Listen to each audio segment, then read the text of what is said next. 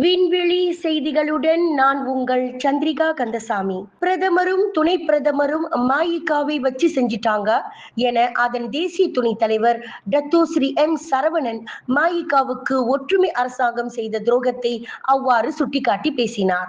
இங்கு Seremban விஸ்மா மாயிகாவின் Negeri Sembilan மாநில மாயிகாவின் 79ஆம் ஆண்டு மாநில பேராளர் மாநாட்டை தொடக்கி வைத்து பேசிய தாப்பா நாடாளுமன்ற உறுப்பினருமான அவர், அந்த இருவர் கூறும் பேச்சுவார்த்தை நடத்துவோம் எனும் அரசியல் நாடகம் அடுத்து வரும் 16வது பொது தேர்தலில் தொடரும் என குறிப்பிட்டார். பிகேஆருக்கு 1, டிஏபிக்கு ஒரு நாயக்கா இருக்கு. 4 துணை சபாநாயகர் பதவி ஏற்படுத்தி கூட அது ஒன்றும் மாய்க்கா கொடுக்குது. சரி, முடிஞ்சு. அதுக்கப்புறம் நானும் டான்ஸ்லேயே போயிட்டு பிரதமரை பார்த்தோம். பிரதமர் பார்த்து சொன்ன இந்த மாதிரி இருக்குன்னு, நீங்கள் கவலைப்படாதீங்க, எனக்கு என்ன செய்யணும் அப்படின்னு சொன்னார். அதையும் தாண்டி அமைதியாக இருக்கும். சிலாங்கூர் எலெக்ஷன் வந்துச்சு, 6 மாநில எலெக்ஷன். முதல்ல கேட்டாங்க எத்தனை சீட்டு எம்ஐசி போட்டி போட போகுதுன்னு. அப்போ நாங்கள் எழுதி கொடுத்தோம். நெகிரி செம்பிலானில் 2, சிலாங்கூரில் 3, இன்னொன்று வந்து பினாங்கில் 2 எழுதி கொடுத்தோம். பேச்சுவார்த்தை நடக்குது. நம்ம தரப்பும் பாரஷா நேச்சுரல் தரப்பும் பக்கத்தில் பேச்சுவார்த்தை. அது என்னமோ அந்த இது சொல்லுவாங்கள்ல, கண் துடைப்புக்கு நீ பேச்சுவார்த்தைக்கு மேலே பேச்சுவார்த்தை நடந்துக்கிட்டே இருக்குது. கடைசி வரைக்கும் டிஏபியோ பிகேஆர் ஒத்து வரல அவங்க ஜெயிச்ச சீட்டை நம்ம கொடுக்கறதுக்கு. கடைசியாக ஒரு மந்திரம் சொன்னாங்க, zoom zoom zoom zoom presidential council decide அப்படின்ட்டாங்க. ஒரு வாரம் இருக்கும் போது சரி, நான் நினச்சேன் பிரசிடென்ட் கவுன்சில் போனால் ஓவர்ரூல் பண்ணி நமக்கு எதோ கொடுத்துருவாங்கன்னு. பிரசிடென்ஷியல் கவுன்சில் பேச்சுவார்த்தை நடத்தி முடிகிற தருவாயில் என்ன சொன்னாங்கன்னா, மன்னிச்சிங்க, இந்த இது வரல டுக்கா சீத்தா நீங்கள் ஜெயிச்சது ஜெராம்பாடா மட்டும் தான் ஜெயிச்சிருக்கீங்க, அதை மட்டும் நீங்கள் எடுத்துகிட்டு போங்க அப்படின்னு சொல்லிட்டு கடைசி நேரத்தில் எவ்வளோ தேர்தலுக்கு இன்னும் ஒரு வாரம் இருக்கு சொல்லி முடிச்சுட்டாங்க.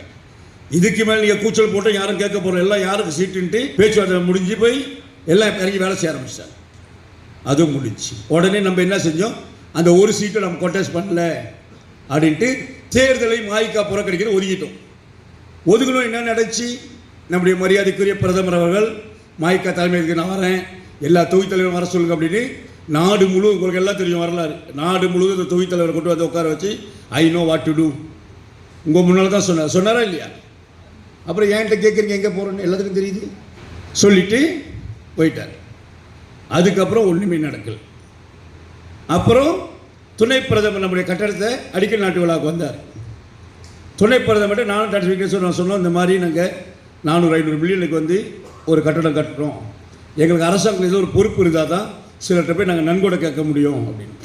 கவலைப்படாதீங்க, எனக்கு தெரியும் என்ன செய்யணும் அப்படின்னு. எனக்கு அந்த செய்யணுன்ற வார்த்தைக்கு எனக்கு அப்போ தமிழில் புரியாமல் போச்சு. எனக்கு என்ன செய்யணும் அப்படின்னு தெரியும்ட்டு போனார். சேத்தா அப்போ நான் போன் அப்படின்னு. அதுக்கப்புறம் அது கம்ப்ளீட்டாக ஒன்றுமே நடக்கலை. இதெல்லாம் ஒரு 2-2.5 வருஷம் நான் வாயை திறக்கலை. இவ்வளவும் நடந்துச்சு. இதுக்கப்புறம் தான் அந்த பத்திரிகை விஷயத்தில் சொன்னேன். இதுதான் இது வரைக்கும் நடந்தது என்ன அப்படின்னு கூட சொல்லிட்டு. இப்போ அடுத்த 2 வருஷம் தேர்தல் வரும். அதே மாதிரி நம்ம பேச்சுவார்த்தை நடத்துவோம், அதே மாதிரி அந்த கேக்கு சாப்பிடுவோம். எல்லா பேச்சுவார்த்தை ஒரு வாரம் கேட்கல பிரசிடென்ட் கவுன்சில் அக்கான் டிசைடு சொல்லுவாங்க.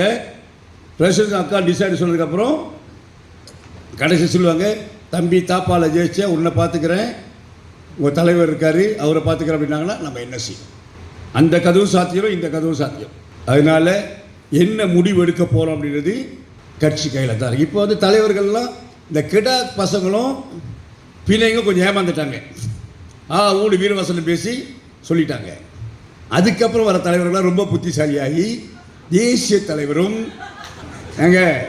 நாங்களாம் இந்த ஸ்கூலில் படித்து தான் குருபசார் ஆகியிருக்கிறோம்,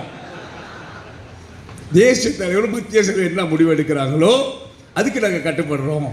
முன்னதாக மாநில மாநாட்டிற்கு தலைமையேற்று பேசிய மாநில தலைவர் சுப்பிரமணியம் கூறுகையில், எதிர்வரும் 16வது பொது தேர்தல் குறித்து மாயிகா தேசிய தலைவர் தான் ஸ்ரீ விக்னேஸ்வரனின் அடுத்த கட்ட நடவடிக்கையை நெகிரி செம்பிலான் மாநில மாயிகா ஏற்கும் என பேசினார்.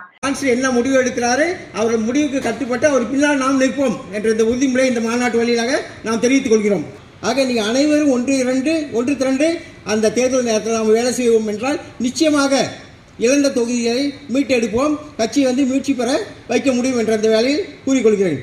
இதனிடையே தீர்மானம் குறித்து பேசிய மாநில துணைத் தலைவர் கிருஷ்ணன் 2026ஆம் ஆண்டு வரவு செலவு திட்டத்தில் இந்தியர்கள் நலன் சார்ந்த உதவி திட்டங்கள் அதிகரிக்க வேண்டும் என்றார். இத்தீர்மானம் உட்பட மொத்தம் 5 தீர்மானங்களை பேராளர்கள் பரிசீலனைக்கு அவர் முன்வைத்தார். குறிப்பாக தமிழ் பள்ளிகளில் தொடர் மேம்பாட்டு திட்டங்கள் மற்றும் ஆலயங்கள் சீரமைப்பு பணிகளுக்கும் குறு சிறு நடுத்தர இந்திய வணிகர்களுக்கு நிதி ஒதுக்கீட்டினை அதிகரிக்க வேண்டும் என குறிப்பிட்டார். குறிப்பாக இந்த 79வது ஆண்டு பேராள மாநாட்டில் பேராளர்கள் பிளவுபடாத ஆதரவும் ஒத்துழைப்பும் வழங்கும் என்று உறுதி எடுக்கின்றோம். மாநாட்டில் வரவேற்புரை ஆற்றிய மாநில செயலாளர் முரளிக்குப்பன் மஇகவில் பதவி வழங்கி தமக்கு சேவை செய்ய வாய்ப்பு வழங்கிய கட்சி தேசிய தலைவர் தான்ஸ்ரீக்கு தாம் நன்றி கூற கடமைப்பட்டுள்ளதாக தெரிவித்தார். 20 ஆண்டுகள் பிறகு முதல் முறையாக சிரமான் தொகுதி மஇக தலைவராக நான் வெற்றி பெறும் பொழுது தேசிய மஇகவின் தலைவர் தான்சி அவர்கள் மீண்டும் என்னைய மாநில செயலராக நியமித்திருக்கின்றார். மஇகவுக்கு ஆதரவு தெரிவிக்கும் இவ்வாண்டு மாநில பேராளர் மாநாட்டில் அதிக எண்ணிக்கையில் கட்சி உறுப்பினர்கள் கலந்து கொண்ட வேளையில் தேசிய உதவி தலைவர்கள் உட்பட மத்திய செயலவை உறுப்பினர்கள் மற்றும் மாநில தலைவர்கள் திரளாக வந்து கலந்து கொண்டனர். இன்றைய மாநாட்டில் நெகிரி மாநிலத்தின் முன்னாள் மாநில தலைவர்கள், சட்டமன்ற உறுப்பினர்கள், 70 வயதை அடைந்த மூத்த தலைவர்கள் சிறப்பிக்கப்பட்டனர். விலையில் மேலும் செய்திகளை தெரிந்து கொள்ள கீழே இருக்கும் பெல் பட்டனை அழுத்துங்கள்.